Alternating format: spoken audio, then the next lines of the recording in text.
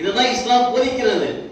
இன்னைக்கு இஸ்லாம் இன்னைக்கு உலகத்திலே முதன்மையான மார்க்கமாக இன்னைக்கு திகழ்கிறது என்றால், மார்க்க அறிஞர்கள் சொல்லுகின்ற அந்த சர்டிபிகேட் நற்சான்றிதழ் எதுக்கு என்றால், இஸ்லாம் போதிக்கிறது யாருக்கும் துன்பம் தரக்கூடாது, யாருக்கும் துன்பம் தரக்கூடாது என்று சொல்றது. அதாவது தானாக பதவியை பெறுபவர்கள் நம்மை சேர்ந்தவர்கள்.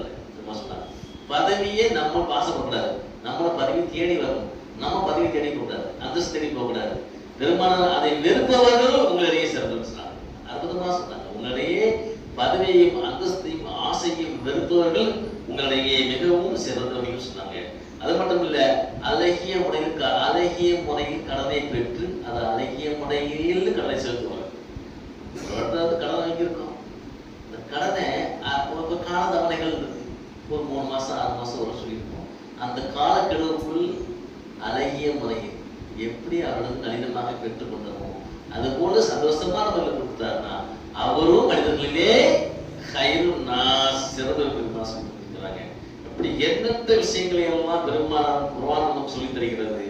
உலகத்திலேயும் குடும்பத்திலேயும் நண்பர்களுக்கிடையும் குழப்பத்தையே விளைவிக்காத சிறந்தவர். குழப்பம் அழைக்கக்கூடாது, குழப்பம் தரக்கூடாது, குழப்பத்தை உண்டு பண்ணக்கூடாது. ஒரு குடும்பத்திலேயோ ஒரு சகோதரருக்கு மத்தியிலையோ நண்பர்களுக்கு மத்தியிலையோ எந்த குழப்பத்தையும் தரக்கூடிய பேச்சும் சொல்லும் செயலும் இல்லாதவர் உங்களை சிறந்தவர். பெருமானார் சொல்லியிருக்கிறாங்க. அது மட்டும் இல்ல, அருமையான நல்லடியார்களே, அல்லாஹ் தஆலா சொன்னான், உங்களுக்கு குர்ஆனை கற்றுக் கொடுக்கக்கூடியவர் சிறந்தவர். குர்ஆனை கற்றுத்தரக்கூடியவர் சிறந்தவர். உலகத்துல பெருமானார் அற்புதமா சொல்றாங்க.